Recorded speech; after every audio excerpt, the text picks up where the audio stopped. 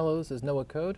I'm going to show how to secure an API gateway with either API with either Cognito User or an API token. So you're going to use a Cognito User authentication for APIs that you call from like a web UI or some place where the credential may be exposed, and so that it's unique to a particular user at a particular time, such as a user logged into your UI.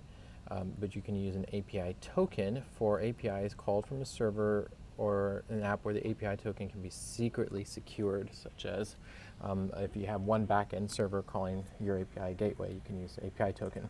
Since API token is a little quicker and easier to set up, I'll show that first, and then we'll show the Cognito User. So I've got a simple, we're going to go to the AWS Management Console, and I've got a simple AWS API exposed via gateway. It's backed by a Lambda right here. It's essentially, you got three endpoints: the root, a /city, and an env. We can go ahead and call that API and confirm that it's not currently secured by anything. So here's the API base endpoint URL. Let's actually clear this.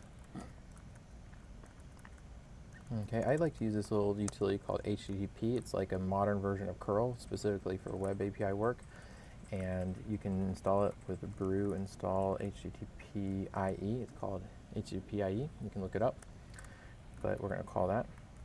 So here's the base URL, and it's just going to return a JSON object that says hello world, and you can see it's not secured.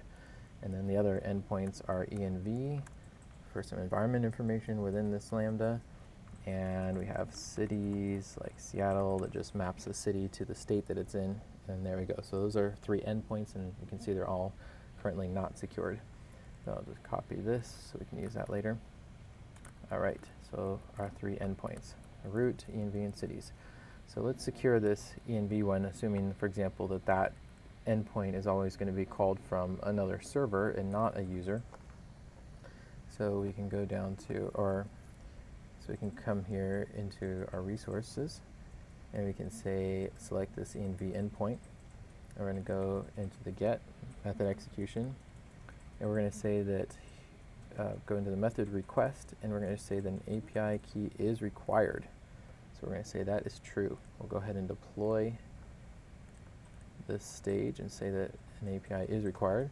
So while that's deployed, and then if we go back and try to hit that URL, that was env, we can see right now, so far, it hasn't fully deployed because we can still call it successfully. But now it is deployed, and we can see the we're getting forbidden message is now protected. So we can set up an API key that's allowed to call that API. We come down here to the usage plans, which associates an API key with an endpoint.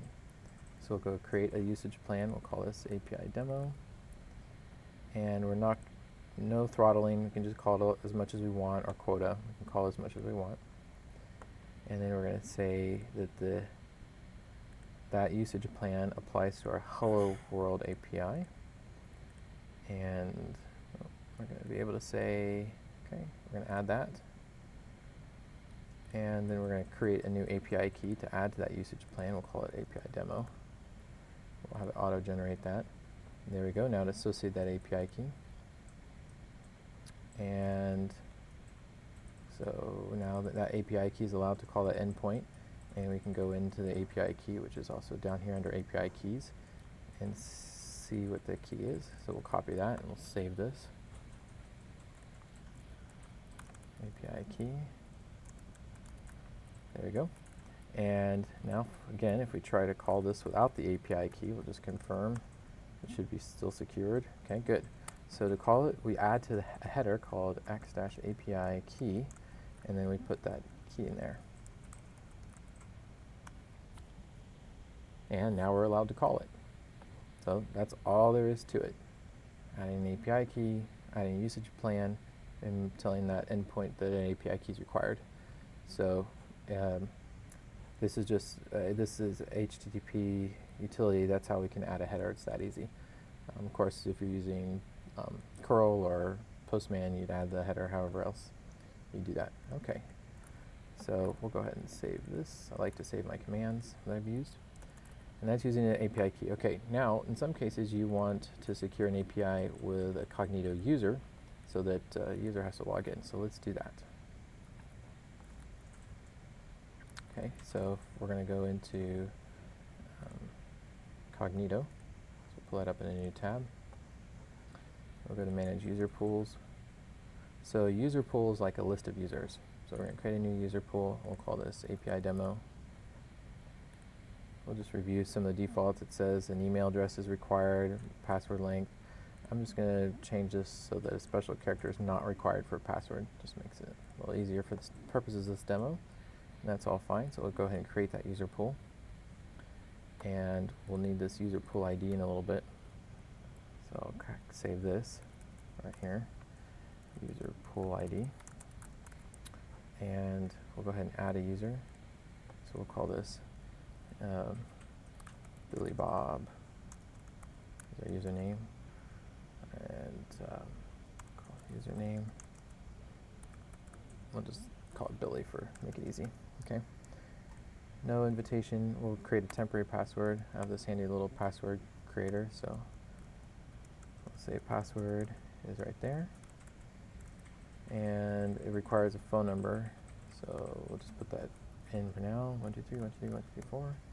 Say it's already verified, and for an email address, we'll just say that's billy@bob.com. Okay. Great. So when we created this new user, we won't save that.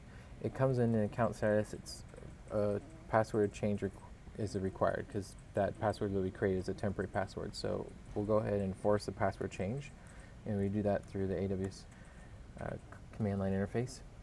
And the command I need right here is we're going to authorize, as an admin, we're going to initiate an authorization through the command line. So AWS command line and our user pool, copy this. So we're going to say this is our user pool. Oh, client ID. We need a client ID. So a client is something that's allowed to interact with the user pool. So we go down here to app clients, and we're going to add an app client. We'll call this, let's say API demo again, or we could call it console. Let's just do that. We'll say console because we're going to call from the console. We do not want to use a client, generate a client secret. We'll just take that off. But we do want an admin to be able to authenticate with it, and we'll want a user to be able to authenticate with it. So we'll create that app client, and here's our app client ID. And this will allow us to interact with that user pool. So the app client ID is that. Okay. We're going to say the authorization flows that we're going to use is an admin. It could be OAuth2, it could be username and password. And then the authentication parameters, we're going to use our username, which is Billy, and our password, which is that. Okay. So we'll run that on the command line. And that's great. So change status, and so there's a new challenge. It says a new password is required, and they provided us some session information, a session ID token. Great, so we want to now change that password. We'll do that with this other command called AWS Cognito Identity Pool admin respond to auth challenge. Again, we're going to have to provide our user pool, which is not that one from a previous attempt, and our client ID. And then the challenge name, we're going to give it a new password required, and the response is this new password. So we'll create a new password. And we'll say new password. There's that.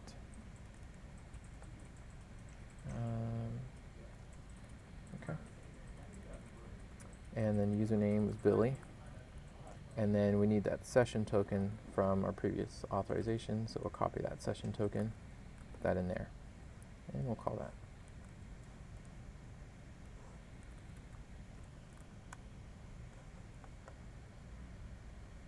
All right, and we got an error. It says invalid password. Password does not conform to policy. Password must have numeric characters. Cool. So it's telling us that our password we had did not have a number in it. So I'll add a number to it. There's our new password. And we'll provide the new password right here. And we'll call that again.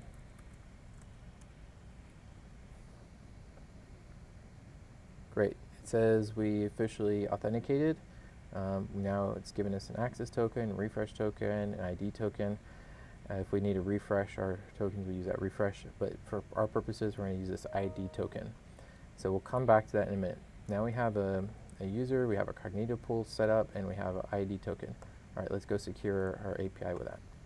So go back to API Gateway, go back to our API, hello world, and we'll go back to our resource, and this time let's secure this cities call. So we'll go into method request, we'll set the authorizer. Notice there's only AWS IAM right now, so we need to add an authorizer. We'll create a new authorizer, and we'll call this Cognito. And we're going to say, instead of, it could come from a Lambda, but we're going to use Cognito. Here's that little user pool we created. And then this says, where do you want, which header field is going to contain your token? And for the sake of what we're doing, we're going to call it authorizer. We'll call it authorization. Just confirm that's what I want to use. Yeah. So the authorization header is going to contain the token. Great. So now we have our authorizer. We can go back here to resources.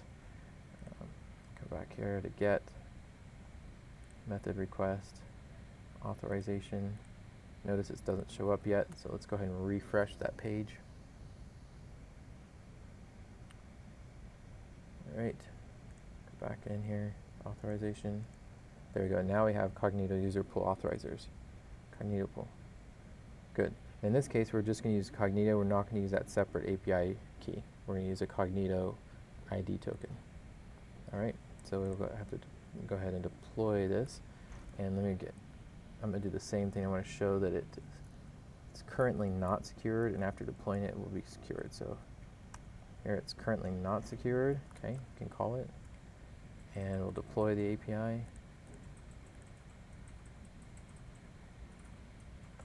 And it's getting deployed, and shortly it should no longer, see, now we're not authorized to access that API again. Great, so we need to provide the user token. So the way we do that is we call the API again, but we provide that header. We called it, what do we call it? The header we used was called authorization. Yeah, that's right. So call authorization, header, and then we need to provide the Cognito ID token. So go back to the console. Here's the ID token right there. So we'll just copy that, paste it in, and now call the API with that. And there we go. Now we can call the API with our Cognito user.